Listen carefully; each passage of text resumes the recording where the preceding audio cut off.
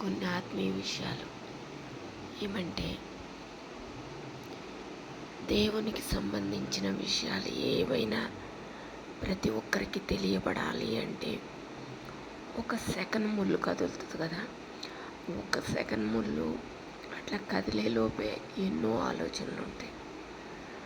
అన్ని ఆలోచనలు దేవునికి సంబంధించినవి ఉంటాయి. అయితే అవి తెలుసుకోవాలి అంటే మనసుని ఒక క్రమ పద్ధతిలో ఉంచుకోవాలి.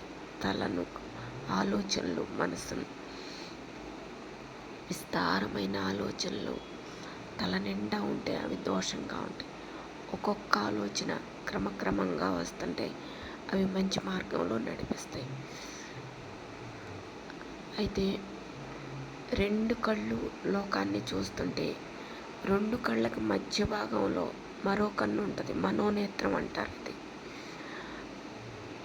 ఆ మనోనేత్రము అందరికీ ప్రార్థనలో లేని వారికి బంధించబడటం వల్ల ఎన్నో ఆత్మీయ విషయాలు గ్రహించలేరు. ఆ మనోనేత్రం తెరవబడినప్పుడు దేవుని విషయాలు విస్తారంగా బయలుపరచబడతా ఉంటాయి. ప్రతి ఒక్క చిన్న విషయం కూడా తెలియపరచబడుతుంది. అంటే ఎంత ప్రయత్నించినా కూడా ఒక రోజుకి 24 గంటల సమయం మాత్రమే ఉంటుంది. ఎన్ని విధాలుగా ప్రయత్నించినా 24కి మరలా యాడ్ అయ్యేది కాదు. ఒక రోజు అంటే 24 గంటలు మాత్రమే. దానిలో సరి చేసుకోవాలి అంటే ఒక సగభాగం లోకం అవుతుంటే ఒక సగభాగం దేవునిది అవుతుంది. ఈ దేవుని భాగాన్ని తగ్గించేస్తున్నారు, లోకానికి ఎక్కువ సమయం కేటాయిస్తున్నారు. నిద్రకు కానీ మరలా ఎవరి మనోగడకు సంబంధించిన విషయాలు కానీ లేదా ఎవరి వ్యక్తిగత అవసరాలకు వారు చదువుకునే విషయాలు కానీ, సంపాదన కానీ, ఇంకా కుటుంబ సభ్యులతో కేటాయించడం కానీ, ఇంకా ఆత్మీయులను సంప్రదించడం కానీ, ఇట్లా ఎన్నో విషయాలు ఉంటాయి. దానికి ఎక్కువ సమయం పోతుంది.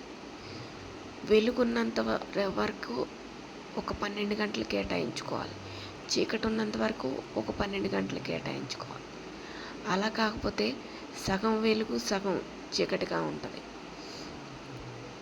ఇలా మారిపోతుంది. ఉంటే వెలుగుగా అన్నా ఉండాలి, చీకటిగా అన్నా ఉండాలి.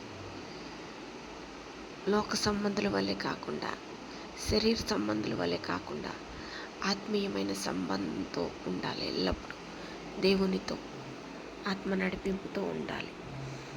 ఈ మనోనేత్రాలు తెరవబడితే ఎన్నో వాక్య సంబంధమైన విషయాలు తెలియపరచబడతాయి.